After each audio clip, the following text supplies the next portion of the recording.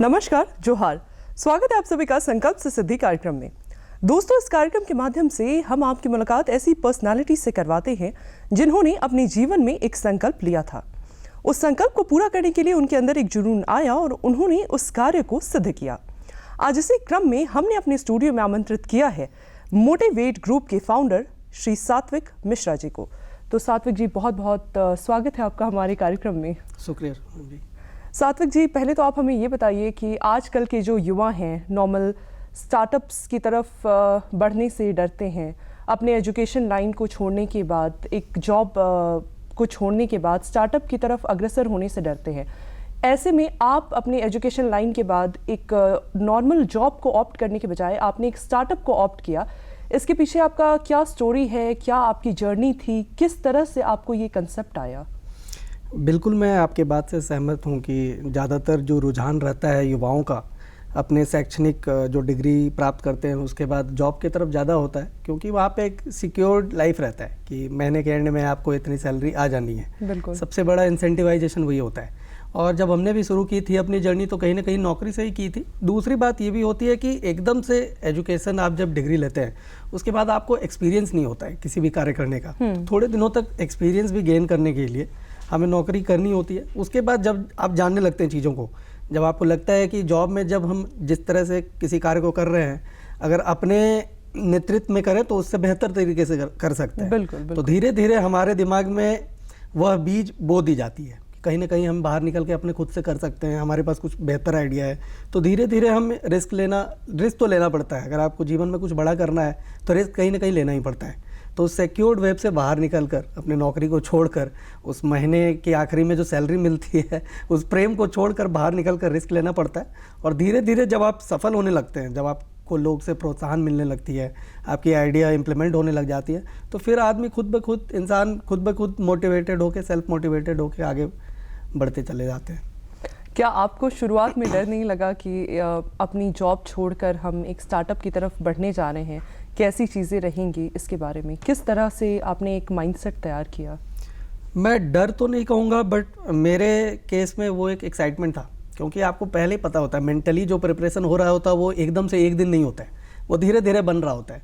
जब आप नौकरी कर रहे होते हैं उस दौरान बहुत सारे ऐसे फैसले होंगे जहाँ आपको नहीं लेने दिए गए होंगे, आपके बॉस रहे होंगे, तो धीरे धीरे वो बनता चलता है। मैंने बोला कि ये बीज बो दी जाती है दिमाग में कहीं ना कहीं और वो पेड़ बढ़ रहा होता है धीरे धीरे। आपके दिमाग में ये बीज किसी और ने बोया था या आपने खुद? नहीं, ये खुद ब खुद हुआ था। चूंकि मैं प्रशासन के साथ काम करने का अनुभव रखता हूँ। मैं करीबन एक साल के लिए मैं एक सांसद के सलाहकार के रूप में काम कर चुका हूँ। और उसके बाद दो साल लगातार सिमडेगा एवं रांची जिला के जो कलेक्टर हैं उनके एडवाइज़र के रूप में मैंने कंसल्टेंसी सपोर्ट दे रखी है। तो उसी दौरान ना मुझे दिखता था ये कि सरकार को ये कार्य चाहिए, करने वाले भी बहुत सारे लोग हैं, बट वो सेटिस्फैक्शन नहीं मिल रहा था। मतलब जो हमें देखना था कि इमेजिन हम करते थे कि कुछ ऐसा होगा प्रोडक्ट, और वो जब बन के तैयार होता था तो कुछ और होता था। तो वहाँ से हमारे अंदर ये जगी बात की ठीक है, हाँ, आपके माइंड में बीज वहाँ से आ चुका था कि अब अगर अंदर में रहते हम बस कंप्लेन कर रहे हैं कि ऐसे चाहिए था हमें बट ऐसा नहीं मिला, तो अब कर क्या सकते हैं? कंप्लेन करने से सॉल्यूशन तो होगा नहीं। तो अब यहाँ से बाहर निकलते हैं, नौकरी छोड़ करके बाहर आए, फिर हमने करना शुरू किया। जब हम करने लगे तो हमें लगा कि ये इतना आसान नहीं है। एक्सपेक्टेशन तो एक्सपेक्ट करना बहुत आसान होता है किसी भी चीज़ को, मैं बोलूँ कि ऐसा होना चाहिए, बट जब आप करने लगेंगे तो आपको खुद भी बहुत सारे चैलेंजेस आएंगे, बट धीरे धीरे करके वो रिफाइन होता रहता है। आप एक बार करेंगे, कुछ गलतियाँ होंगी, लोग बताएंगे, मीडिया के थ्रू आप जानेंगे, फिर अपनी गलतियों पर कार्य करेंगे और धीरे धीरे वो सफल हो जाता है। सात्विक जी, आप हमें ये बताइए कि मोटिवेट ग्रुप आपने एक स्टार्टअप के रूप में रन किया है। मोटिवेट ग्रुप का कंसेप्ट क्या है और किस तरह से आप इससे सर्व कर रहे हैं किन किन ग्रुप्स को? जो ये नाम है अपने आप में ये सेल्फ एक्सप्लेनेटरी है हमारा। मोटिवेट, ये मोटिवेट जैसा साउंड करता है, लेकिन सही में ये 8 डिफरेंट मोटिव्स को हमने रख रखा है, जैसे शिक्षा, स्वास्थ्य, पोषण, कृषि, नवीन ऊर्जा, कौशल विकास एवं तकनीकी 8 विभिन्न प्रक्षेत्रों में काम करते हुए हम लोगों को और सोसाइटी को मोटिवेट करने का कार्य कर रहे हैं। इसीलिए ये नाम मोटिवेट साउंड करता है विथ 8 डिफरेंट मोटिव्स। और उसके अंदर हम सरकार के साथ अभी करीबन हम लोगों ने 9 जिलों में, बिहार और झारखंड के 9 जिलों में हमें कार्य करने का अनुभव है। तो इन सभी प्रक्षेत्रों में जिसका मैंने अभी विवरण दिया, उन सभी में हम लोग डिफरेंट प्रोजेक्ट्स करते हैं। जैसे शिक्षा के क्षेत्र में हम लोगों ने IT लैब बनाया है, स्मार्ट क्लास सिस्टम बनाया या मॉडल लाइब्रेरी का अधिष्ठापन किया है। अगर आप हेल्थ की बात करें तो हम लोगों ने पीकू का अधिष्ठापन किया है सिमडेगा जिले में और लातेहार में। फिर रांची में हम लोगों ने मॉडल लेबर रूम बनाया है। तो ऐसे ऐसे विभिन्न डिफरेंट प्रोजेक्ट्स हमारे परियोजनाएं हैं जिसमें जो नीति आयोग द्वारा जो मानक दिए गए हैं कि सोसाइटी में अगर आपको अपलिफ्टमेंट करना है, लोगों के जीवन के स्तर में अगर सुधार लानी है तो किन मानकों पर आपको कार्य करनी चाहिए, उसको देख करके हम लोगों ने प्रोजेक्ट डिज़ाइन किया है और उस प्रोजेक्ट को इम्प्लीमेंट किया है। बात करें अगर नीति आयोग की, तो नीति आयोग द्वारा कंपेंडियम में 10 बेस्ट गवर्नेंस आइडियाज़ चुने गए थे, जिसमें से एक आइडिया आपका भी रहा था। ये कैसे रहा और इसके पीछे की क्या जर्नी रही, इसके बारे में आप हमें कुछ बताएं। जी बिल्कुल। अगर बात करें माहवारी संबंधित इशू की, तो जब मैं सिमडेगा में पोस्टेड था तो मुझे बहुत हेजिटेशन दिखता था। तो तभी मैंने एक रिपोर्ट पढ़ी थी, दासरा एक NGO है, उनकी एक रिपोर्ट पढ़ी थी कि मिडिल स्कूल से आज भी ड्रॉप आउट की सबसे बड़ी वजह जो है लड़कियों की, वो माहवारी है। तो मुझे कहीं ना कहीं ये लगा कि जब मैं विद्यालयों में जाता था तो हाई स्कूल में सही अटेंडेंस दिख रही है लड़कियों की, जो प्राइमरी स्कूल है, प्राथमिक स्कूल है, उसमें भी लड़कियों की सही अटेंडेंस दिख रही है, मिडिल स्कूल में ऐसा क्या होता है। तो काफ़ी खोजबीन के बाद मुझे इस बात का ज्ञात हुआ कि जो माहवारी के विषय में हम लोगों के परिवेश में, हमारे समाज में कोई एक ऐसा सिस्टम नहीं बनाया गया, ऐसा प्रणाली नहीं बनाया गया जहाँ से आप जानकारी हासिल कर सकते हैं। शहरों में मोबाइल से, इंटरनेट के थ्रू या काउंसलर के थ्रू लड़कियों को, किशोरियों को जानकारी उपलब्ध है, बट जब हम बात करें गाँव की तो वहाँ लड़कियों को कोई बताने वाला नहीं है इसके बारे में। दूसरी बात, सैनिटरी पैड हर जगह बहुत आसानी से उपलब्ध नहीं होता है। तो उन सब को चर्चा में रखते हुए हम लोगों ने MHM के ऊपर काम किया, मेंस्ट्रुअल हाइजीन मैनेजमेंट, और उसको विभिन्न ओर से, सिर्फ यही नहीं कि सिर्फ सैनिटरी पैड दे भी दिए आप, तो इस्तेमाल कैसे सही ढंग से करेंगे, या माहवारी के दौरान क्या आपको सही से खाना है, कितने मात्रा में खानी है चीज़ें, और अगर आपको रक्तचाप बहुत हो रहा है तो कहाँ जाना है, किस डॉक्टर से आपको हेल्प लेना है, इन तमाम जानकारियों के उपलब्ध कराते हुए हम लोगों ने MHM चाची नामक एक लाइब्रेरी का कॉन्सेप्ट दिया। उसको हम लोग क्या करते हैं, सरकारी विद्यालयों में जाके ऐसे लाइब्रेरी का अधिष्ठापन करते हैं, सो दैट कि किसी भी लड़की को, और अगर लड़के को भी, अगर आप बात करें, मेरी बहनें रह चुकी है, बट इंजीनियरिंग कॉलेज तक मुझे खुद नहीं पता था माहवारी के बारे में बहुत कुछ, सिवाय इतने कि इसमें दर्द होता है बस थोड़ा बहुत, ठीक है। और तो लड़कों को भी जानने की इसकी बहुत रुचि रहती है, बट वो शर्म से, उस एज में उतने बच्चे फ्रैंक भी नहीं रह पाते, वो किन से पूछें, फिर वो ये डरते हैं कि अगर हम पूछे कोई हम पे हंस दे तो इसीलिए हम लोगों ने एक इंडिपेंडेंट सिस्टम बनाया है। जिसको भी ये जानकारी हासिल करना है आप खोलें, उसमें विभिन्न MHM प्रोडक्ट्स हैं, सैनिटरी नैपकिन, मेंस्ट्रुअल कप, टैपोज और क्लॉथ रीयूजेबल नैपकिन, और साथ ही साथ तमाम जानकारी MHM से रिलेटेड संबंधित, उसके साथ एक कॉमिक्स फॉर्म में हम लोगों ने इन्फॉर्मेशन रख रखा है जिसको पढ़ के कोई भी इसके बारे में जान सकते हैं। तो इस MHM चाची का जो आइडिया था, ये नीति आयोग ने 10 बेस्ट गवर्नेंस आइडिया, जो कि बिहेवियरल एस्पेक्ट के ऊपर लिया गया है सरकार द्वारा, किसी भी राज्य में, किसी भी जिलों में, उसमें इसे शामिल किया गया था। MHM चाची विद्यालयों में किशोरी अवस्था के बच्चों के बीच जानकारियां उपलब्ध कराने में भी मदद कर रहा है, तो ये कैसे आप कर पा रहे हैं, इसके बारे में भी आप हमें बताएं। तो इसके 2 पहलू हैं। सबसे पहले पहलू है कि आप मास लेवल पे सोसाइटल साइलेंस है, सामाजिक चुप्पी है इसके ऊपर। आप आज भी देखेंगे मर्द और औरत एक साथ इसके बारे में बात नहीं करते हैं। तो हमारा सबसे पहला टारगेट था कि कैंपेन चलाएं, अवेयरनेस, खुल के बात करें। तो हमारा एक कैंपेन भी है इसी के अंदर, मैन फॉर मेंस्ट्रुएशन, कि लड़का बात कर रहा है तब तो लड़की को असहज नहीं लगेगा, या हाँ, मैन फॉर मेंस्ट्रुएशन। वहाँ पे हम लड़कों से बात करवाते हैं, लड़कों से ट्रेनिंग दिलवाते हैं लड़कियों को उसके बारे में, सो दैट कि वो जो गैप है दोनों के बीच में, वो जो साइलेंस है उसको कम कर पाए। और दूसरी बात, हमारा ये MHM चाची एक मैंने बताया, जो लाइब्रेरी का अधिष्ठापन हम लोग कर रहे हैं, और इसके साथ ही साथ अभी रिसेंटली हम लोगों ने पूर्णिया जिले, जो बिहार का है, वहाँ पे 200 विद्यालयों में हम लोग MHM फ्रेंडली टॉयलेट भी बना रहे हैं। ओके। हाँ, आप देखेंगे शौचालयों का इस्तेमाल बहुत सारी लड़कियां नहीं कर पाती हैं उस दौरान, क्योंकि उनको बेसिक चीज़ों की वहाँ पे उपलब्धता नहीं रहती है। जैसे डस्टबिन होनी चाहिए, अगर आप यूज्ड नैपकिन फेंकना चाहते हैं, कहाँ फेंकेंगे आप, तो उसमें डस्टबिन है, या अगर दाग धब्बे लग गए कपड़े में तो उसके लिए मिरर लगाया हमने कि आप मिरर में देख सकते हैं कहाँ क्या है। फिर क्लॉथ स्टैंड है। ऐसे 6-7 पहलुओं पे हम लोगों ने ध्यान करके जो एग्जिस्टिंग टॉयलेट्स हैं सरकारी विद्यालयों के, उसको हम लोगों ने MHM फ्रेंडली टॉयलेट के रूप में विकसित किया है। श्रीलंका सरकार द्वारा MHM की बेस्ट प्रैक्टिसेस के लिए आपको भारत सरकार के रिप्रेजेंटेशन में बुलाया गया था सम्मानित करने के लिए, इसके बारे में आप हमें बताएं। सात्विक जी? ये एक सम्मेलन की वहाँ पे ऑर्गेनाइज किया गया था वहाँ पे, जिसमें विभिन्न देशों से लोगों को बुलाया गया था कि आप लोगों ने एमएचएम और सैनिटेशन फील्ड में कुछ ऐसा बेंचमार्क प्रोजेक्ट किया है जो कि बहुत ट्रांसफॉर्मिंग रहा है, जिससे बहुत चेंजेस आए सोसाइटी में। तो उसमें मुझे भारत सरकार का प्रतिनिधित्व करने के लिए बुलाया गया था। जो एमएचएम चाची का हमारा कॉन्सेप्ट है, हम लोगों ने रांची के 100 विद्यालयों में इसकी अधिष्ठापन की थी। उसके ऊपर मुझे बात करने के लिए बुलाया गया था। और सिमडेगा में जब मैं फेलो था, जब मैं कंसल्टेंट था, गवर्नमेंट के साथ काम कर रहा था, तभी भी मैंने जैसे आपको बताया उस सोसाइटल साइलेंस तोड़ने के ऊपर हम लोगों ने मैसिव लेवल पे एक कैंपेन चलाया था। हर विद्यालयों में, हर आंगनवाड़ी सेंटर में, हर हॉस्पिटल्स में, हर एसएचजी ग्रुप में, सभी जगह लोगों को इसके बारे में बात करवाई थी। तो इन दोनों कार्य को देखते हुए मुझे वहाँ पे ये मौका प्रदान किया गया था। अपनी स्टार्टअप के माध्यम से अभी फिलहाल आपने स्थायी व अस्थायी रूप से कितने लोगों को अपने साथ जोड़े रखा है? तो हम लोगों ने 2019 दिसंबर से इसकी नींव रखी थी अपने स्टार्टअप के, और अभी तक लगभग 12 से 15 लोगों को हम लोगों ने परमानेंट वो नौकरी की सुविधा उपलब्ध कराई, और साथ ही साथ करीबन 1500 से ऊपर लोगों को हम लोगों ने टेम्परेरी एम्प्लॉयमेंट की अपॉर्चुनिटी प्रदान की है। कुपोषण से लड़ने के लिए आपने प्रशासन की मदद के लिए न्यूट्रिनो नामक एक ऐप लॉन्च किया है। इसके पीछे की जर्नी आपकी कैसी रही और कैसे आपको माइंड में आया कि ऐसा कुछ आपको लॉन्च करना है? कब कैसे ये संभव हो पाया? तो जैसा कि हम सभी जानते हैं कि जो झारखंड प्रौद्योगिकी विश्वविद्यालय है JUT, उसका अपना एक इंक्यूबेशन सेल है, एकजुट। उसके अंदर कुछ ऐसे स्टार्टअप्स जो सामाजिक इश्यूज पे या फिर किसी भी अन्य तकनीकी आइडिया पे काम कर रहे हैं, उन लोगों को इंक्यूबेट किया जाता है और उनके तरफ से हेल्प दी जाती है कि आप अपने जो आइडिया है उसको इम्प्लीमेंटेशन फेज में आप लाएं। तो वहाँ पे हम इंक्यूबेट हुए थे, और वहाँ पे उन्होंने हमें 6 एमटेक स्टूडेंट भी उपलब्ध कराए एज एन इंटर्न्स। तो उनके साथ में, उनके सहयोग से हम लोग ये डिवाइस बना रहे हैं, न्यूट्रिनो नामक।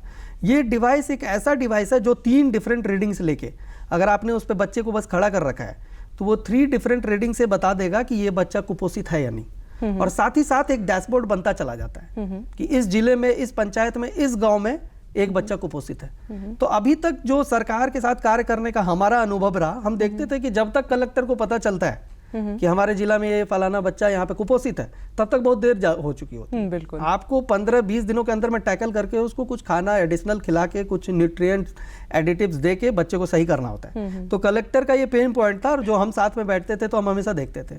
तो उसे देखते हुए हम लोगों ने ऐसा डिवाइस लाया कि आप किसी भी टाइम आप मोबाइल खोले और आपको अभी पता चल जाएगा कि आज के दिन में ये बच्चा हमारा यहाँ पे कुपोषित पाया गया है। तो उसको तुरंत ही उस पर कुछ एक्शन लेकर के उस बच्चे को बचाया जा सकता है, उसका जान बचाया जा सकता है। सात्विक जी, एमएचएम के आइडिया के ऊपर काम करने के लिए रिसेंटली आपको 3M CII इनोवेशन अवार्ड से सम्मानित किया गया है। इसके बारे में, इसकी जर्नी हमें कुछ बताएं आप। 3M CII हर वर्ष करीबन 10 से 20 सोशल इनोवेटर्स को अवार्ड के साथ साथ एक सहयोग राशि से वहाँ पे नवाजे जाने के लिए बेंगलोर में आमंत्रित करती है। तो हमें भी वहाँ पे बुलाया गया था, चूँकि जो हमारा आइडिया था तभी एमएचएम चाची का, ये बस आइडिया था। तो मैं शुक्रगुजार हूँ उन लोगों का कि उन्होंने हमें सीड फंड उपलब्ध कराया था, जिसको इस्तेमाल में लाते हुए हम लोगों ने ये एमएचएम चाची आइडिया को इम्प्लीमेंट किया। सीड फंड क्या है? किसी भी स्टार्टअप को स्टार्टिंग में, बिगनिंग में एक पूंजी की आवश्यकता होती है, जो मिनिमल होता है, बहुत ज़्यादा नहीं चाहिए होती है। तो वो उनके पास होता नहीं है, क्योंकि तो वो अगर आपको कोई बाहरी संस्था अगर उपलब्ध करा रही है तो उसको सीड फंड बोलते हैं। आप उसको इस्तेमाल करके एटलीस्ट अपना आप प्रूफ ऑफ कॉन्सेप्ट रेडी कर सकते हैं कि मेरा ये आइडिया था, अब हमारे पास प्रोडक्ट रेडी है, अब हम इसको मार्केट कर सकते हैं बिग लेवल पे। तब आप जाके पिच कर सकते हैं इन्वेस्टर्स को, बड़े बड़े। सात्विक जी, अगर हम आपके स्टार्टअप के नाम के ऊपर ध्यान दें, एमएचएम चाची, तो मेंस्ट्रुएशन के ऊपर आप इस आइडिया के ऊपर काम कर रहे हैं। तो क्या आपके माइंड में आया कि आपने एमएचएम चाची नाम रखा अपने स्टार्टअप का? इसके बारे में आप हमें बताइए, क्या कंसेप्ट रहा इसके पीछे, कैसे? आपका सवाल बहुत ही रोचक है। जैसे कि हम गांव के परिवेश की अगर बात करें या अपने आप परिवार की भी बात करें, तो एक बच्चा जो होता है या बच्ची जो होती है वो फ्रेंडली अपने चाची या चाचा से ज़्यादा होता है एज कम्पेयर टू अपने मम्मी पापा से। जी बिल्कुल। तो हम लोगों ने ऐसा नाम दिया कि ये एमएचएम चाची आपका एक गाइड है। वो गाइड है, अगर आपको माहवारी से संबंधित कोई भी डाउट है, कोई शंका है, कुछ ऐसी चीज़ पूछना है, तो वो एक माइंड में ना एक कॉन्सेप्ट लाने के लिए कि ये एक बहुत ही फ्रेंडली टूल है। तो इसीलिए हम लोगों ने इसका नाम देने का रखा कि एमएचएम चाची नामक एक ऐसा प्रोडक्ट बनाते हैं। जैसे गांव में कुछ होता है तो बोलते हैं ना, जा रहे चाची से बताने, चाचा से बताने, ऐसा हो गया, क्या करें, ताकि तो नाम में ही फ्रेंडलीनेस चल के। फ्रेंडलीनेस चले। सात्विक जी, हम आमतौर पर देखते हैं कि मेंस्ट्रुअल हाइजीन, मेंस्ट्रुअल अवेयरनेस, इस कंसेप्ट पे और भी बहुत सारे एनजीओ, स्टार्टअप्स और लोग हैं जो काम कर रहे हैं। तो आपकी स्टार्टअप एमएचएम चाची में ऐसी क्या यूनिकनेस है जो इसे अलग बना रही है दूसरों के कंपैरिजन में? बिल्कुल, जैसा कि आपने कहा कि बहुत सारी संस्थाएं हैं जो गैर सरकारी और सरकारी संस्थाएं हैं जो इस फील्ड में काम कर रही है, और मैं तो कहूँगा कि अभी भी बहुत सारी संस्थाओं की ज़रूरत है इस फील्ड में काम करने को, क्योंकि ये आज़ादी के बाद करीबन 50 वर्ष तक इस और बहुत ज़्यादा काम नहीं किया गया हमारे देश में, अगर आप बात करें। और वजह है कि मेंस्ट्रुअल पीरियड पॉवर्टी एक टर्म है, वो हमारे कंट्री में बहुत ही प्रीवेलेंट है। आप देखेंगे कि उसकी वजह से बहुत सारी मौत होती है बच्चियों की, स्कूल छोड़ देती है, बहुत सारे इन्फेक्शंस होते हैं। तो ये बहुत खुशी की बात है कि पिछले 2-3 वर्षों में देखने को मिल रहा है, बहुत सारे ऑर्गेनाइजेशंस आई हैं। हमारा जो ये कॉन्सेप्ट है ये थोड़ा अलग इसलिए है क्योंकि सेंसिटाइजेशन अवेयरनेस क्रिएशन पे बहुत सारे लोग हैं, लेकिन वो सस्टेनेबल रूप से मैं कहूँगा कि तभी संभव हो सकता है जब आपने कुछ वहाँ पे स्थापित कर दिया है जो आपके जाने के भी बाद हो। जैसे आपने एक दिन का कार्यशाला करवाया, तो वो तो आपने आज करवा दिया, आज आप चले गए वहाँ से, फिर अगले बैच जो बच्चे आएंगे उनको कौन बताएगा? तो हम लोगों ने ये लाइब्रेरी वहीं पे स्थापित कर दिया है स्कूल में ही, कि अगले बैच पर बैच बच्चे आते जाएंगे और उससे सीखते जाएंगे। और वहाँ पे हमने एक टीचर को ट्रेनिंग भी दे दी है कि कैसे इसको आपको इस्तेमाल करते जाना है लाइब्रेरी। मतलब अलग अलग विद्यालयों के साथ कोऑर्डिनेट करके अलग अलग विद्यालयों में हर एक टीचर को आपने एक ऐसे रख रखा है वहीं पे जो बच्चों को और किशोरी अवस्था के बच्चों को इस चीज के ऊपर बैच बाय बैच ट्रेनिंग देते चले जा रहे हैं। हर साल नए एडमिशन्स होंगे, फिर उनको सिखाने वाला कौन होगा अगर आप स्कूल में ऐसा एक लाइब्रेरी बनाएंगे नहीं। तो यही हमारी सोच थी कि सिर्फ कार्यशाला का आयोजन ना करवाएं और इसके साथ साथ एक लाइब्रेरी वहाँ पे परमानेंटली स्थापित कर दें। बहुत बढ़िया, बहुत बढ़िया। सात्विक जी, अगर हम बात करें 2018 में आपके एक पुरस्कार की, तो 2018 में आपको राष्ट्रीय पुरस्कार से सम्मानित किया गया था, इसके बारे में आप हमें कुछ बताएं। तो जैसा कि आपने पहले भी पूछा कि आपकी जर्नी रही है, तो मैं शिक्षा से इंजीनियर हूँ, मैकेनिकल इंजीनियर। तो 2014 में मैंने वीआईटी वेलोर से इंजीनियरिंग की। थोड़े दिनों तक 1-2 वर्ष तक इंजीनियरिंग में नौकरी भी की, बट वो बोलते ना स्पार्क नहीं मिल रहा था अंदर से। मतलब बस सैलरी मिल रही थी, स्पार्क नहीं मिल रहा था। तो उसके बाद स्विच किया डेवलपमेंट सेक्टर में। मैंने कुछ फेलोशिप्स किए हैं, एसबीआई की रूरल डेवलपमेंट फेलोशिप होते हैं, फिर एक स्पार्क फेलोशिप होता है जिसमें सांसद के साथ कार्य करने का मौका मिलता है 1 साल, वो किया। उसके बाद जो एस्पिरेशनल डिस्ट्रिक्ट फेलोशिप बताया मैंने, जो कलेक्टर्स के एज एन एडवाइजरी रोल पे था, वो किया। तो इन्हीं दरमियान बहुत सारे ऐसे योजनाएं हुए जो, जब मैं उड़ीसा में था 1 साल, तो वहाँ के एक गाँव में रहकर किया था। जब स्पार्क फेलोशिप कर रहा था उस दौरान चंपारण जो सांसदीय क्षेत्र होता है उस जगह पे किया था। तो इन्हीं सभी योजनाओं को देखते हुए हमारे विभिन्न कुछ आइडियाज़ इनोवेटिव थे और कुछ जो ज़रूरत थी उस जगह की, ऐसे कार्यों को देखते हुए मुझे युवा मंत्रालय से भारत सरकार द्वारा राष्ट्रीय युवा पुरस्कार से नवाजा गया था। सात्विक जी, अभी आपने बताया कि आप एक इंजीनियरिंग बैकग्राउंड की शिक्षा से जुड़े हुए हैं, तो इंजीनियरिंग की शिक्षा प्राप्त करने के बाद नॉर्मली लोग इंजीनियरिंग की तरफ जाते हैं या इंजीनियरिंग फील्ड में जॉब्स तलाशते हैं। आपने ऐसा क्या गैप देखा कि आप इंजीनियरिंग जॉब को छोड़कर अपना एजुकेशन लाइन कंप्लीट वहीं ड्रॉप करके और आप दूसरी ओर स्टार्टअप की ओर अग्रसित हो गए? मैं अभी, आप अगर बोलेंगे ऐसा क्या मतलब गैप आपने देखा उस दौरान? मैं पूर्ण रूप से आज भी इंजीनियरिंग से बाहर नहीं हूँ। मैंने 2 डिफरेंट चीज़ों को ब्लेंड किया है, सोशल सेक्टर प्लस इंजीनियरिंग। तो मैं सोशल इंजीनियर आप मुझे बोल सकती है। कैसे? मैं आज भी अपने इंजीनियरिंग स्किल्स को बहुत यूज करता हूँ। जो मैं आपको न्यूट्रिनो डिवाइस बता रहा हूँ उसमें सारे इंजीनियरिंग स्किल्स हैं, लेकिन जो प्रॉब्लम थे वो सामाजिक थे, सॉल्यूशन जो है वो सोशल सर्विस है। तो मैं अब क्या करता हूँ कि सोशल सेक्टर में अपने इंजीनियरिंग स्किल्स को यूज करता हूँ। तो यहाँ मुझे सेटिस्फेक्शन ज़्यादा मिलता है क्योंकि यहाँ आपको इम्पैक्ट डायरेक्ट दिखता है। जैसे कि मैंने एमएचएम पे काम किया तो मुझे दिखता है कि विद्यालयों में वो 200 लड़कियों आज फ्रेंडली महसूस कर रही हैं, जान रही है एमएचएम। अब माहवारी से ऐसे डरती नहीं है कि स्कूल छोड़ दे। फिर अब न्यूट्रिनो जब हमारा डिवाइस बनकर तैयार हो जाएगा तो मुझे दिखेगा कि कुपोषित बच्चे को बचाने में हमारा डिवाइस सफल साबित हो रहा है। तो इसीलिए मुझे इस तरफ मेरा रुझान ज़्यादा हुआ कि टिपिकल कन्वेंशनल इंजीनियरिंग जॉब जो था वहाँ मुझे इम्पैक्ट नहीं दिख रहा था। क्या कर रहा था, अपने में किए जा रहा था, वो प्रोडक्ट कहाँ जा रहा है, किसके पास जा रहा है, किसको उससे लाभ मिलेगा, हमें कुछ नहीं पता होता था।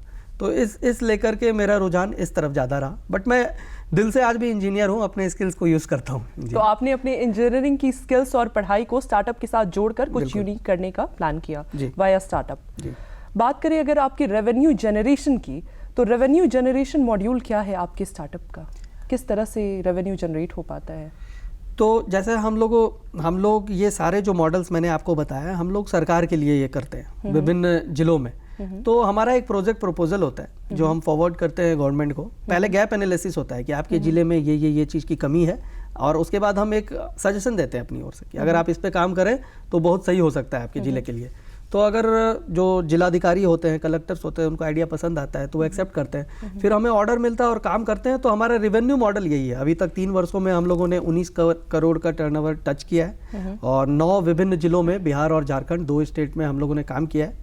अभी जर्नी बहुत लंबी है, अभी जब शुरुआत किया है। सोच है कि भारत के हर जिलों में हम पहुँचें अपने कोई ना कोई प्रोडक्ट लेकर के। आप 3 साल से ये स्टार्टअप रन कर रहे हैं, अगर मैं गलत नहीं हूँ तो। जी। और फिलहाल आज के डेट में आपने जो भी इनडायरेक्टली या डायरेक्टली अपने साथ लोगों को जोड़े रखा है, उनके साथ आपका रेवेन्यू शेयरिंग मॉड्यूल किस तरह से काम करता है? तो कुछ तो हमारे एम्प्लॉय होते हैं, उनको हम डायरेक्ट सैलरी देते हैं, और साथ में इंसेंटिवाइज रखते हैं। जैसे एक प्रोजेक्ट में हम लोगों ने असाइन किया किसी को, तो अगर प्रोजेक्ट खत्म होता है तो उसका भी इंसेंटिव दिया जाता है, और साथ ही साथ जो मंथली सैलरी फिक्स्ड है वो मिलता है। और कुछ पार्टनर्स हैं हमारे जिसको हम लोगों ने इक्विटी दे रखा है कि साल भर में जो रेवेन्यू मॉडल होगा, जो प्रॉफिट होगा, उसमें से हम लोग शेयरिंग करेंगे। तो हमारे ये जो मोटिवेट ग्रुप की अगर मैं बात करूं तो 5-6 डिफरेंट इसमें विंग है। मोटिवेट सर्विसेज है, मोटिवेट स्टूडियो है, मोटिवेट ट्रस्ट है। तो हर पर्पस के लिए हमारे पास एक अपना एंटिटी है, और सभी में पार्टनर्स अलग अलग है, एम्प्लॉयज़ अलग अलग है। ये अलग अलग जो आपके एंटिटीज़ हैं, आपके मोटिवेट ग्रुप के स्टार्टअप्स के अंदर भी और भी स्टार्टअप्स हैं, ये किस तरह से लोगों को सर्व करते हैं? क्या कुछ अलग तरह से करते हैं या इसी से मिले जुले हैं? सारे अगर आप बात करें तो सारे सोशल प्रॉब्लम्स के ही ऊपर है, बस काम करने का तरीका अलग अलग है। मोटिवेट स्टूडियो में हम लोग सिर्फ रिसर्च करते हैं। जैसे अगर ये सब आइडिया आएगा कैसे, जब तक आप पढ़ेंगे नहीं संबंधित चीज़ों के बारे में, तो स्टूडियो में बस हमारा रिसर्च होता है। उसमें कॉलेज के लोग, हम हमारे इंटर्न एज एन इंटर्न आते हैं, वो लोग भी हमें रिसर्च में हेल्प करते हैं। Motivate services pure government projects executing agency है। वो सरकारी प्रोजेक्ट्स हम लोग लेके इम्प्लीमेंट करते हैं। अभी मोटिवेट प्रोडक्शंस प्राइवेट लिमिटेड जो हम लोगों ने खोला, वो हमारे जितने इनोवेटिव आइडियाज हैं, जैसे एमएचएम चाची हुआ या न्यूट्रिनो हुआ, इन सब का प्रोडक्शन उसके अंदर हम लोग करने का सोच रहे हैं। तो डिफरेंट इंजीनियरिंग स्किल्स को यूज करके। जी। इसके अलावा और भी कुछ है आपके स्टार्टअप्स के रूप में या आपके ग्रुप्स के रूप में जो आप मोटिवेट ग्रुप के अंदर रन कर रहे हैं?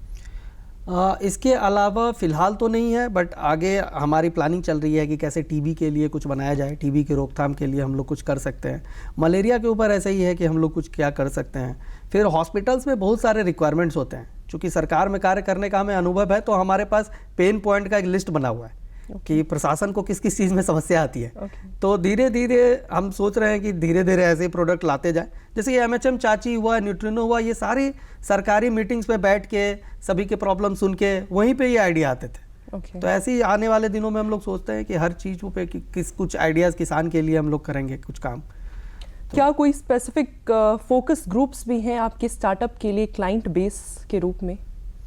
मेनली तो अभी तक हम लोगों ने गवर्नमेंट के लिए ही काम किया है। बट अब देख रहे धीरे धीरे हमारा कोलैबोरेशन जो डेवलपमेंट ऑर्गेनाइजेशंस होती हैं, जैसे यूनिसेफ हैं, WHO है, इन सब को भी हम लोगों ने अप्रोच किया है कि पार्टनरशिप्स बना के कैसे हम लोग बेहतर आउटरीच कर पाएँ और कैसे धीरे धीरे दूसरे जगहों पे एक्सपैंड किया जाए।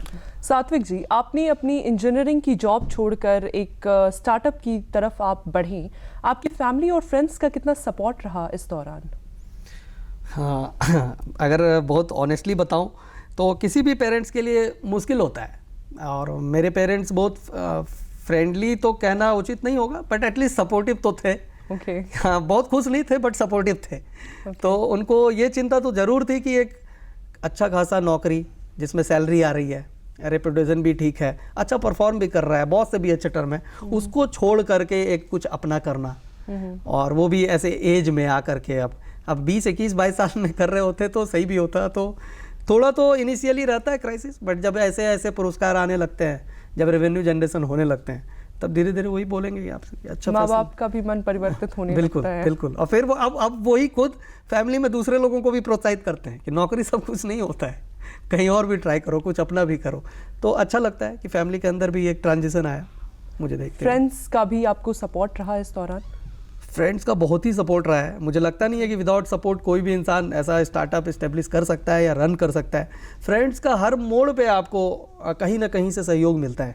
जैसे कुछ फ्रेंड्स हैं मेरे ग्राफिक डिज़ाइनिंग में अच्छे थे, तो इनिशियल लेवल पे जब हमारे पास बहुत सारे ज़्यादा पैसा नहीं था या टर्नओवर जनरेशन नहीं था, तो तभी सारे दोस्त फ्री में एक अपना हाँ कंट्रीब्यूशन वो देते थे। किसी ने ग्राफिक डिज़ाइन कर दिया, किसी ने डॉक्यूमेंट्री डिज़ाइन कर दिया, तो किसी ने प्रोजेक्ट प्रपोजल बनाने में सहयोग दिया, किसी ने मॉनिटरिंग में देख लिया। तो एक तरह से वो हमेशा सिस्टम बना रहा और वो आज भी है। लोग जब ये कहते हैं कभी भी कि अपने दम पे, तो मुझे नहीं लगता कि अपने दम पे इस दुनिया में कोई भी इंसान स्टार्टअप खड़ी कर सकता है। वो हमेशा सहयोग से ही हो पाता है। सात्विक जी, कोई भी ऐसा नया युवक या युवती अगर अपनी किसी आइडिया को लेकर एक नया स्टार्टअप क्रिएट करना चाहता है, तो उसके लिए आपके क्या संदेश हैं? क्या डूज क्या डोंट्स होनी चाहिए? डोंट्स तो सच ऐसे कुछ नहीं है। डूज बस यही है कि बहुत ज़्यादा काम करो, क्योंकि हार्ड वर्क का कोई भी कभी वेस्ट नहीं होता। वो किसी न किसी तरह से आप पे घूम के आएगा। और मैंने एक वो ट्रेंड देखा है कि आज भी लोग सजेशंस बहुत लेते हैं स्टार्टअप में। मुझे लगता है कि सजेशंस बहुत ज़्यादा काम नहीं आता है, वो एक्सपीरियंस काम आता है। तो आप काम करते रहिए, वो आपको खुद ब खुद दिखता जाएगा कि मैं क्या गलत कर रहा हूँ, वो आप सही करेंगे। दुनिया के बारे में एक चीज़ बहुत अच्छी है कि क्रिटिक्स हमेशा फ्री के मिलते हैं। तो यदि आप कुछ गलत कर रहे हैं तो आपको ये दुनिया हमेशा बताते रहेंगी कि ये गलती हो रही है, तो आपको सुधार करने का हर मौका मिलेगा जितना चाहिए।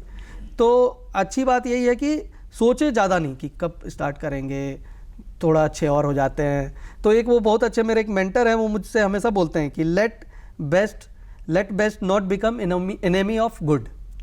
मतलब कि बहुत अच्छा करने के चक्कर में हम कुछ नहीं कर पाते हैं, ऐसा नहीं होने दें। शुरू करें, धीरे धीरे वो रिफाइन होते जाएगा और अपने आप अच्छा होते चले जाएगा। और आप जो भी करना चाहते हैं हमेशा वैसे लोगों के बीच में जुड़े रहें, तो आपका वो मोटिवेशन लेवल भी बना रहता है और आपको लगता है कि हम कर सकते हैं, इन्होंने कर लिया तो हम भी कर सकते हैं। सात्विक जी, आप हमारे कार्यक्रम में आए और आपने हमारे दर्शकों को इतनी विशेष जानकारियां दी, इसके लिए आपका बहुत बहुत धन्यवाद, आभार।